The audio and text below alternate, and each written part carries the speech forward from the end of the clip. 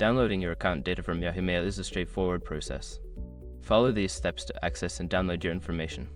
Step 1. Sign into Yahoo Mail. Go to the Yahoo Mail website and enter your username and password to log into your account. Step 2. Access account info. Once logged in, click on your profile name or icon in the top right corner of the screen. From the drop-down menu, select Account Info to access your account settings. Step 3. Navigate to Data and Privacy.